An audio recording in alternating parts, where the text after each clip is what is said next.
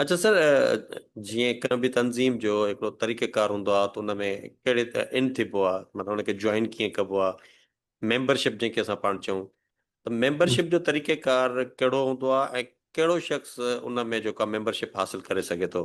हा, साना जेका आहे असांजी जेका बायलॉज आहिनि उन मुताबिक़ असांजी मेंबर्स कैटेगरी आहिनि। हिकिड़ी सिंगल आहे, हिकिड़ी फैमिली आहे, स्टूडेंट मेंबरशिप आहे, ऑनररी मेंबरशिप बि आहे। सही सर। सवाइ ऑनररी मेंबरशिप खां जेके ॿियूं कैटेगरीज़ आहिनि उहे जेके आहिनि उन्हनि जे लाइ रिस्ट्रिक्शन इहा आहे त हू हिते हिकिड़ो त ओरिजिन उन्हनि जो सिंध हुजे सही सर। ऐं ॿियो हिते रहंदा हुजनि, मुस्तकिल जेके रिहाइश पज़ीर हुजनि, उहे जेके आहिनि अप्लाई करे सघनि था मेंबरशिप जे लाइ। असांजी हिकिड़ी मेंबरशिप कमेटी हूंदी आहे, जी। उनजो हिकिड़ो चेयर हूंदो आहे ऐं उनजा मेंबर्स हूंदा आहिनि। उहे मेंबर्स जेके आहिनि उहे पूरे नॉर्थ अमेरिका मां असां जेके वॾी वॾियूं स्टेट्स आहिनि उतां हूंदा आहिनि। पोइ उहे वेरीफाई कंदा आहिनि त हा ही माण्हू जेको आहे हिन स्टेट में हिते रहे थो, ऐं हुनजी हिकिड़ी नॉमिनल फीस हूंदी आहे जेका 2 सालनि जे लाइ हूंदी सही सर। आहे। माना हिकिड़ो अगरि फैमिली मेंबर थियणु चाहे थो विद स्पाउस त ज़ाल मुड़ुस 2 ॼणा उहे मेंबरशिप अप्लाई करे फॉर्म भरे वठी सघनि था, जी। जंहिंजी $60 फीस आहे फॉर 2 years ऑफ टर्म। सही सर। ऐं उहे एलिजिबल आहिनि वोट करण जे बि, जेका असांजी हर 2 सालनि में असांजो हिकिड़ो डेमोक्रेटिक ऑर्गेनाइजेशन आहे त उनजी हर 2 सालनि में इलेक्शन थींदी आहे जेका हू पंहिंजी एग्जीक्यूटिव काउंसिल चूंडींदा आहिनि। सही सर। त उन में हू पार्टिसिपेट बि करे सघनि था, वोट करे सघनि था। This is the very easy criteria for membership.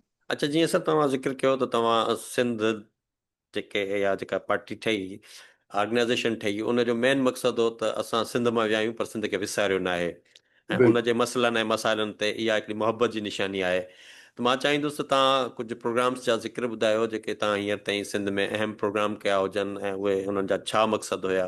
ॾिसो, सिंध जे लाइ जीअं हाणे मूं तव्हांखे ॿुधायो त असांजी जेका आहे स्टूडेंट्स जे लाइ स्कॉलरशिप उहा for more than 25 years it's still going on. जी। ऐं उन खां अलावा असांजी हिकिड़ी अनमोल आहे कमेटी जेका कर्ज़े हसना उनखे चओ ॾींदी आहे। त उहा ईअं आहे त उहो सिंध में हुजे या नॉर्थ अमेरिका में हुजे, जी। अगरि को सिंधी कुझु कंहिं बिज़नेस करण जे लाइ या को इनिशिएट वठण जे लाइ को एंटरप्रेन्योर आहे हिते नॉर्थ अमेरिका में, उनखे का शइ स्टार्ट करण जे लाइ, या को स्टूडेंट आहे, लेट सपोज कोई स्टूडेंट आहे USMLE पास आहे हिते आहे, असांखे ख़बर आहे अॼु न सुभाणे उहो डॉक्टर थींदो जी। ऐं उनखे का अहिड़ी ज़रूरत आहे त साना उनखे फुली सपोर्ट कंदी सही आहे। सर। ऐं ॿिया तव्हां ॾिसो इवेंट हाणे हींअर ई प्रेसिडेंट साना जो हुते हुयो सिंध में, त नसरुल्ला गडानी साफ़ी जेको क़तल थियो, उन सां साना वाइदो कयो हुयो त उनखे साना जेको आहे घर बि ठाराए ॾींदी ऐं माली मदद बि कंदी। जी। ऐं तव्हां ॾिसो साना उहो वाइदो विसारियो न। माली मदद त उन वक़्तु बि कई हुई, जी। उनजे जी। बचण बि कई, पर हींअर बि उनखे घर ठाहिण जे लाइ जेको अमाउंट हुयो cheque, I think it's more than $1 million, त उहो जेको आहे उनखे हैंड ओवर कयो। त ईअं जेको लास्ट फ्लड आयो सिंध में, हिकिड़ो वॾो डिज़ास्टर हुयो, बिल्कुलु। उनमें साना पंहिंजो किरदारु अदा कयो ऐं जेको आहे अॻिते वधी करे हर लिहाज़ खां कमु कयो। हाणे अचूं था हिते वेही साना जेको आहे छा थी करे, असांजी हिकिड़ी ARC कमेटी आहे, एडवोकेसी एंड राइट्स कमेटी, जंहिंजा एवरी मंथ 1 या 2 वेबिनार थींदा सही ऐं सर। उहे हूंदा ई वेबिनार्स जेके आहिनि उहे सिंध जे करंट जेके इश्यूज़ आहिनि उन ते थींदा जी। आहिनि। पोइ उहो एजुकेशन सां रिलेटेड हुजे, उहो सिंध जी करंट जेका सूरत हाल आहे उन सां हुजे, उहे NFC अवॉर्ड आहे उन ते हुजे, या सिंध सां ॿी काई जेका ज़्यादती आहे, जेके ह्यूमन राइट्स इश्यूज़ आहिनि सिंध में, उन्हनि ते हुजे त उहे वक़्तनि फ़वक़्तनि, पर महीने में हिकु या ॿ दफ़ो उहो टॉपिक हूंदो आहे। उन ते असां जेके रिलेटेड पर्सन हूंदा आहिनि, इंटेलेक्चुअल्स हूंदा आहिनि, असांजा जेके दानिश्वर आहिनि, अदीब आहिनि, उन्हनि खे असां इनवाइट कंदा आहियूं त उहे अचनि ऐं उन ते ॻाल्हाइनि। पर सिर्फ़ु ऐं सिर्फ़ु ॻाल्हाइनि न, उन खां पोइ उन जो हल बि असां पेश करे सघूं, ऐं हुकूमत वक़्तु जेका आहे जी उन ते एतिरो प्रेशर अचे त उहे उन हल जी तरफ़ वञनि।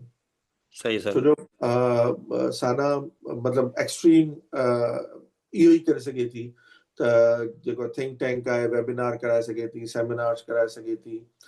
हाणे असांजी एजुकेशन कमेटी आहे जेका वेबिनार्स कराईंदी आहे, जंहिंमें असां ॿुधाईंदा आहियूं त उते जेके पढ़नि था उहे कीअं अंडर ग्रेजुएट ग्रेजुएट प्रोग्राम में कीअं उहे अप्लाई कनि, कैनेडा में अमेरिकन यूनिवर्सिटीज़ में स्कॉलरशिप्स कीअं हंट कनि ऐं जी हिते जी कीअं अचनि। ॿी असांजी इमिग्रेशन एंड सेटलमेंट कमेटी आहे, जंहिंखे असांजो डॉक्टर साहब आहे, डॉक्टर सफ़ीला सूमरो, उहो लीड कंदो आहे। हाणे उन कमेटी जो मक़सदु उहा हींअर ठही, उन में पोयनि 5 सालनि जी महिनत शामिल आहे। सही सर। माना हिते हिकिड़ी कैटेगरी आहे NIW, यानी जेकी दुनिया में स्पेशली सिंध में PhD डॉक्टर्स आहिनि या मास्टर्स आहिनि, पंहिंजी फील्ड में 15-20 सालनि जो तजुर्बो आहे, त उन्हनि जी कुझु रिक्वायरमेंट आहिनि, पोइ US गवर्नमेंट उन्हनि खे ग्रीन कार्ड ॾिनी आहे। त इहा अवेयरनेस उते कंहिंखे हुई कोन। सही सर। पर पोयनि 5-7 सालनि में जॾहिं खां जेके नवां हिते चेहरा आया, जिन पाण स्ट्रगल करे हिते पहुता, उन्हनि जॾहिं डिस्कवर कयो या ॾिठो या पंहिंजी मदद पाण सां आया, त उन्हनि इहो सोचो अची त ही असां त आया आहियूं, असांखे एतिरो अरसो लॻो, वक़्तु लॻो, पर ॿिया जेके आहिनि उन्हनि खे इहा ख़बर ई कोन्हे। त